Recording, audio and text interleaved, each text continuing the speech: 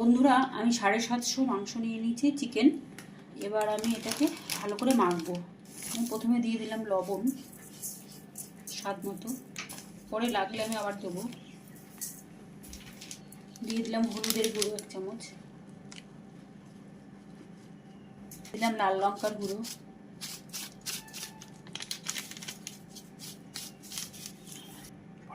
এবার দিয়ে দিলাম জিরের গুঁড়ো পরিমাণ মতো, দিয়ে দিলাম সরষের তেল,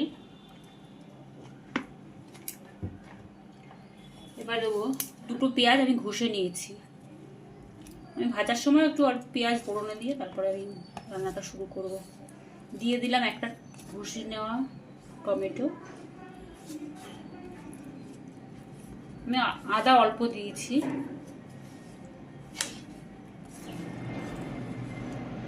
এটা ভালো করে এখন রেখে আমি খানিকক্ষণ রাখবো। 5-7 মিনিট মতো রেখে আমি বসিয়ে দেবো রান্না। বন্ধুরা, আমি ওটা আলু নিয়ে নিয়েছি, আলুগুলো ভালো করে লাল লাল করে ভেজে নেবো। মাংস একটু আলু না দিলে ভালো লাগে না। তেলটা গরম হয়ে গেছে, এবার আমি আলুগুলো ছিঁড়ে দেবো।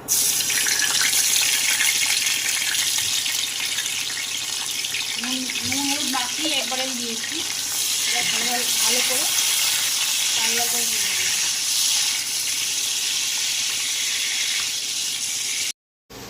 বন্ধুরা, আমি হালকা লাল লাল করে আলুগুলো ভেজে নিয়েছি, এবার আমি তুলে নেব। বন্ধুরা, আমার তেলটা গরম হয়ে গেছে, এবার আমি এই তেলে গোটা গরম মশলা দিয়ে দিলাম,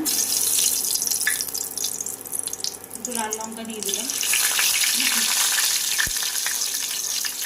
কাঁচা লঙ্কাই লাল হয়ে গেছে। একটা পেঁয়াজ আমি কুচিয়ে রেখেছি, সেটা দিয়ে দিলাম। মাখার সময় 2টো পেঁয়াজ দিয়েছি, এবার একটু হালকা করে ভেজে নিয়ে আমি মাখা মাংসটা দিয়ে দেবো, তাহলে টেস্টটাও ভালো হবে এবং গ্রেভিটাও ভালো হবে।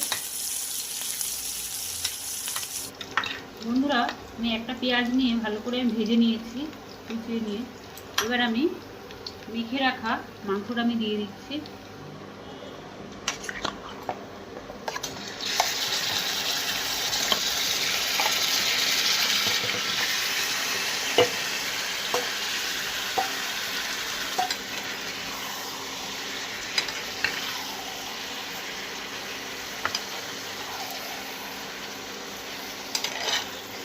এবার আমি খুব ভালো করে কষাবো।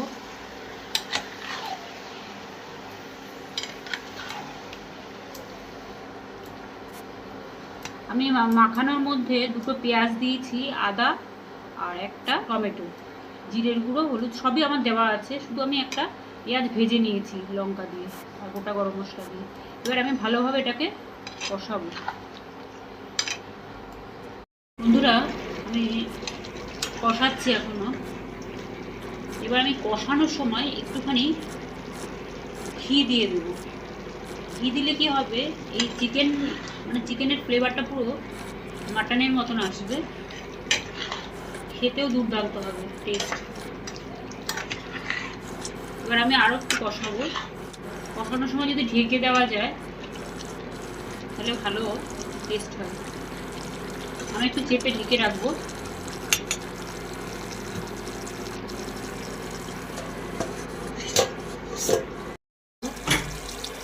রসুনটা আমি লাস্টের দিকে দিচ্ছি, কারণ গন্ধটা তাহলে খুব ভালো থাকবে।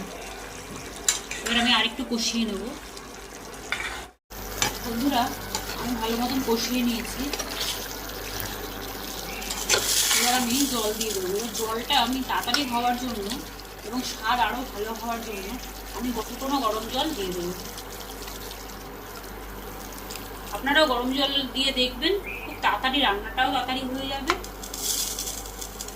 খেতেও খুব ভালো লাগবে, টেস্ট হবে।